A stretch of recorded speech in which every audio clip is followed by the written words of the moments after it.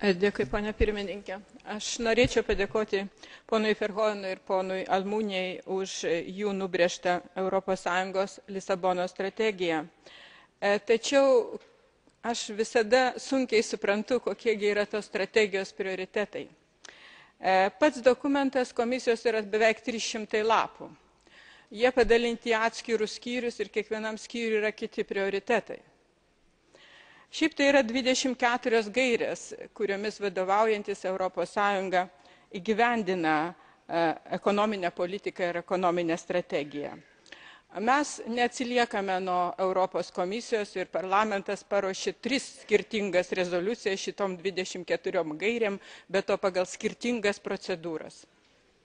Matyt, tai reiškia, kad mes kovojame su biurokratizmu.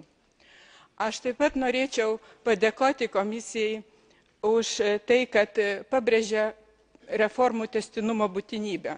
Aš irgi taip pat manau. Tačiau gyvenimas keičiasi ir mes tai matome kiekvieną dieną, ypač globalizacijos akivaizdoje. Ir jeigu mes teiksime, kad nieko keisti nereikia, išskyrus kosmetinius pakeitimus, tai irgi vargu reiškia, kad mes skatiname inovacijas ir kūrybiškumą, kaip gerbiami atstovai iš Slovėnijos sakė. Man patinka Europos tarybos pozicija, kuri sako, kad nauja strategija turi kurti papildomą vertę. Tačiau manau, kad parlamento pozicija galėtų būti tai, kad mes pritarėm reformų tęstinumui, bet norim jų konsolidavimo ir prisitaikymo prie naujų sąlygų. Ir prioritetas Lisabonos strategijoje turi būti tik vienas – ES pilietis. Jeigu mes kalbame, kaip pasiekti tą ES piliečio gerovę, tai visų pirma, aišku, yra daug ekonominės politikos įvairių instrumentų, bet jie visi turi dirbti kartu. Jeigu mes kalbame apie pinigų politiką, tai mes turėtume pabrėžti, kad Europos centrinio banko nepriklausomybė. Todėl, kad yra daug įvairių interesų, yra daug globalinių iššūkių ir kažkas vienas turi į tai reaguoti, ypatingai, kai mes turime savo vieningą valiutą, kurios galbūt tos zonos nariais dar ne visos šalis yra. Tačiau Europos centrinio banko yra galimybės ribotos atsispirti tą infliacijai, infliaciniam spaudimui, globaliniam iššūkiam, kurie yra kuriami už ES ribų. Vadinasi, turi būti ir kitos priemonės, kurios padėtų Europos bankui atsispirti.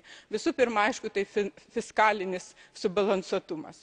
Bet aš griežtai argumentuočiau prieš siekimą pasiekti fiskalinį subalansuotumą, mechaniškai mažinant išlaidas. Tada visada nukenčia socialiai mažiausiai apsaugoti sluoksniai, o valdininkija savo atlyginimų niekada nesumažina. Mes visų pirma turime kalbėti apie valdymo institucijų konsolidavimą ir mažinimą išlaidų valdymui, o perskirstant jas į sektorius, kurie yra skirsti žmogui.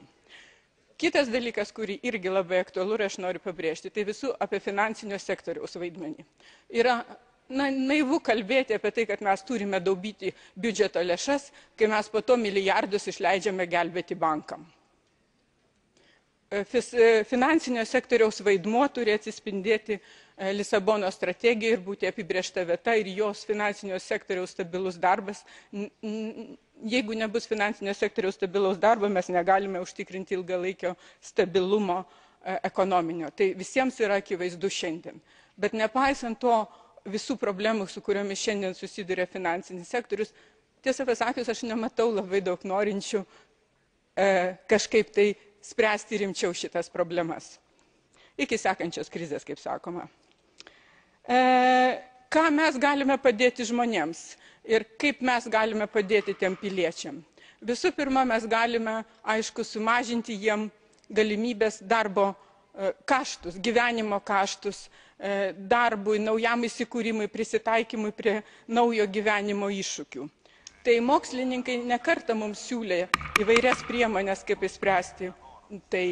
Ir mano tas pasiūlymas būtų irgi toks pat kaip ir mokslininkai. Reikia pagerinti smulkaus verslo atstovavimą ir padaryti finansus jiem labiau prieinamais. Ačiū.